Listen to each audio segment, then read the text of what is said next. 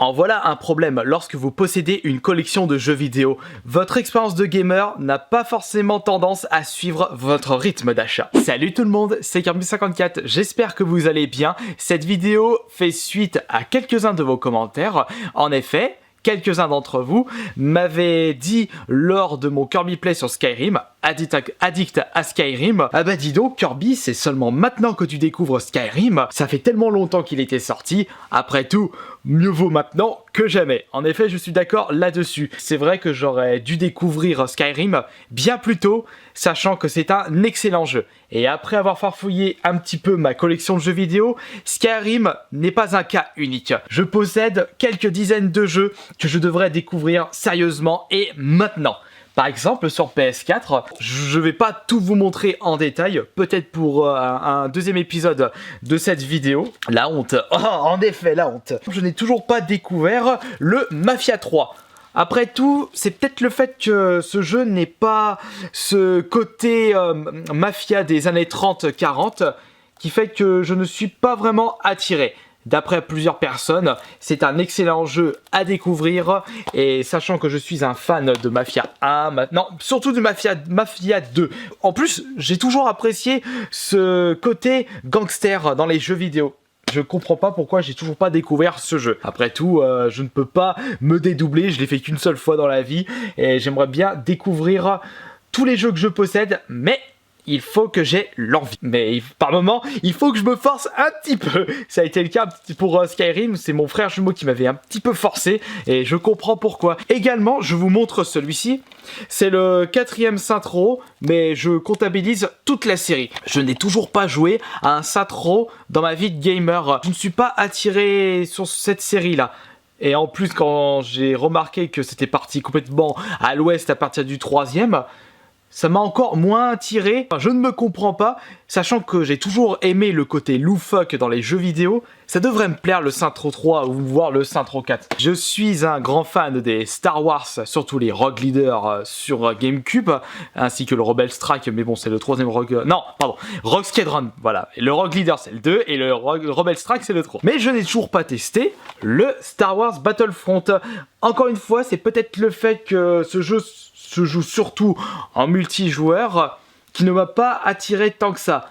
Peut-être que je me trompe une nouvelle fois. Il faut dire que je préfère jouer en solo dans les jeux vidéo. Le mode multi n'est qu'un petit bonus pour moi. Je ne joue pas aux jeux vidéo pour le mode multi en priorité. Après quelques cas exceptionnels, car ça me fera toujours plaisir de pouvoir vous affronter dans les jeux vidéo. Et la prochaine session, ce sera pour cette semaine. Peut-être que je devrais découvrir ce jeu en votre compagnie. Ça peut se faire. Ensuite, un jeu que beaucoup d'entre vous m'ont conseillé, que ce soit sur la chaîne principale ou sur la chaîne AS Minotaur, c'est bien entendu le Witcher 3, un univers fantastique. Et comme j'apprécie énormément l'univers Skyrim, je devrais bien apprécier ce Witcher 3. J'ai également le Witcher 2, mais je le comptabilise en même temps. Est-ce qu'il est aussi bien que Skyrim? Quelles sont les différences entre celui-ci et Skyrim justement? Les spécialistes, c'est à vous de me conseiller dans l'espace des commentaires. J'aime bien découvrir par moi-même les jeux vidéo sans me faire influencer par les différents avis de mon entourage ou de tout ce qui se travaille sur internet. Étant donné que j'ai un caractère très spécial, je n'ai pas tendance à suivre le troupeau. Mes goûts en jeux vidéo ont tendance à être bizarres. Ensuite, le jeu est gratuit en ce moment sur PS4 et d'ailleurs il faudrait que je me le tâte, ce Just Cause 3. Je pense très certainement un bon open world.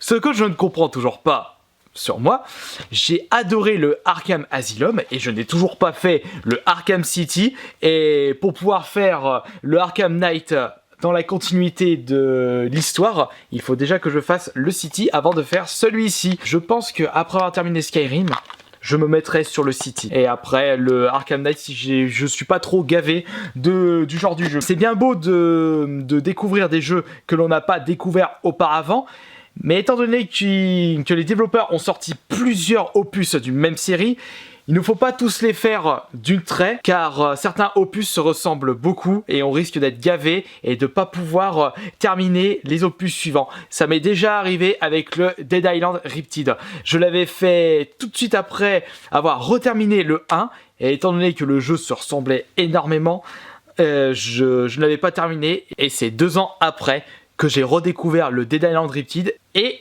j'avais passé un bon temps sur ce jeu. Il n'y a pas que la PS4 dans cette vidéo, il y a également de la Wii U. Enfin, la Wii U. Façon de dire, car il y a un jeu qui était sorti à la base sur GameCube, ils l'ont ressorti également sur la Wii, et sur la Wii U en version HD. C'est le Twilight Princess, ou Toilette Princess. Je le dis comme je veux, excusez-moi par avance. J'ai bien apprécié le Ocarina of Time, je devrais pouvoir prendre beaucoup de plaisir avec ce Twilight Princess. Et sur la Wii U, j'ai également ce petit jeu que j'ai acheté récemment pendant les périodes de solde. En plus, j'ai adoré l'opus Assault, l'opus Lylat Wars, le Starwing également sur la Super Nintendo. Pourquoi ne pas découvrir tout de suite le Star Fox Zero, qui certes n'a pas l'air d'être aussi bien que les précédents opus d'après ce que j'ai pu lire sur internet. Encore une fois, il ne faut pas trop se baser sur les avis des autres. Testez les jeux par vous-même. Et comme ça, vous pourrez savoir si vous allez apprécier ou pas. Un petit jeu que j'ai toujours pas fait, une trilogie de jeux d'aventure qui était sortie sur la PS2. Je vous montre la version PS Vita, mais il est également sorti sur la PS3. Les Jak and Daxter trilogie. Et ouais, vous vous rendez compte, je n'ai toujours pas fait un seul Jak and Daxter de ma vie. En plus, j'aime bien les jeux de plateforme. J'ai découvert Sly assez récemment. Bon, je les ai pas tous faits encore. Et ça devrait me plaire le Jak and Daxter. En plus c'est Naughty Dog. Sachant que je suis un... Merde. Oups, pardon. Sachant que je suis un gros fan de Crash, ça devrait me plaire une nouvelle fois. On continue avec les séries de jeux de plateforme qui étaient sortis sur PS2, ressortis en trilogie sur la PS3, avec le Ratchet & Clank. On peut ajouter le Ratchet & Clank sur PS4. Je n'ai fait aucun Ratchet & Clank de ma vie également. C'est quand même un dilemme assez cocasse. Je devrais découvrir... laquelle de série en premier? Les Ratchet & Clank ou plutôt les Jak and Daxter? Allez, les spécialistes des jeux de plateforme, dites-moi dans les commentaires lequel je devrais découvrir en premier. Ratchet & Clank, Jak and Daxter, Ratchet & Clank, Sly 3, je sais pas. Bien entendu, le Battlefield 3, que je n'ai toujours pas testé. On va dire que les jeux de guerre, à un moment, j'ai été complètement gavé. Il faut dire qu'il y a eu une période, j'en ai bouffé des jeux de guerre pour débloquer les succès, un petit peu les trophées. Je m'étais enchaîné plein de Call of Duty, j'avais découvert les autres jeux de guerre qui ont copié de façon Eco Plus les Call of Duty et Battlefield, et j'ai pas eu l'envie de découvrir ce Battlefield 3. Je devrais plutôt peut-être découvrir le Battlefield 1, mais je l'ai pas encore dans la collection. Et heureusement dans cette vidéo, je ne vous cite que des jeux que je possède dans la collection. Pas des jeux qui sont disponibles depuis des années en magasin et que je ne possède pas. Ouais, il faudrait peut-être que je joue déjà aux jeux que j'ai avant d'en acheter d'autres. Il y a aussi celui-ci que j'ai toujours pas fait. Pourquoi? Car il y a une certaine histoire à respecter entre les différents opus.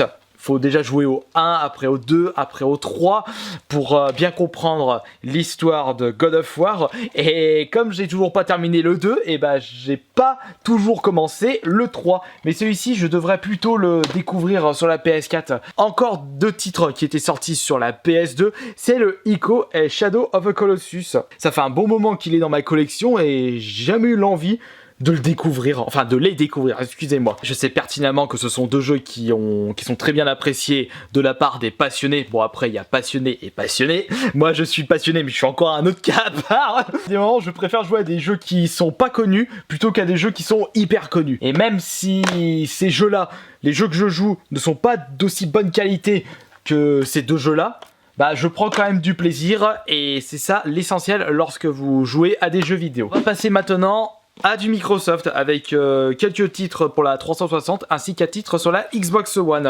Pour les 360, il y a une série de jeux que je n'ai toujours pas fait. Alors là, mon frère va encore me cracher dessus, et même son pote Titache. C'est en fait la série Mass Effect. En effet, le 1, le 2 et le 3, et le Andromeda, toujours pas fait de mon côté. J'attends d'avoir cette petite envie en moi pour pouvoir bien profiter de ce jeu et je pense peut-être attendre une trilogie sur PS4 ou Xbox One à voir parce que là ça pourrait peut-être me pousser à découvrir le jeu sur ma PS4. Pourquoi pas? Mais après mon frère jumeau me l'avait représenté et c'est vrai qu'il m'a l'air d'être super classe. Pour continuer avec les jeux Xbox 360 et un titre qui était sorti sur la PS3 et plus récemment sur la Wii U, c'est le Bayonetta. Cela me fait penser également que je n'ai toujours pas découvert la série Devil May Cry. Pas attiré par ce genre de jeu, et voilà pourquoi j'ai pas été attiré pour l'instant par le Bayonetta. Et sur la 360, j'ai également pas découvert Fable. Encore un autre jeu univers fantastique. Je vous montre le Fable 3, mais je devrais plutôt citer la série Fable. Le 1, le 2 et le 3. Toujours pas fait de mon côté. On va terminer avec un petit jeu Xbox One, c'est le Titanfall. C'est un jeu plutôt axé multijoueur, je dirais, d'après ce que j'ai entendu. Peut-être qu'il a un bon mode solo, à voir. Et je devrais peut-être découvrir le 2 plutôt avant le 1.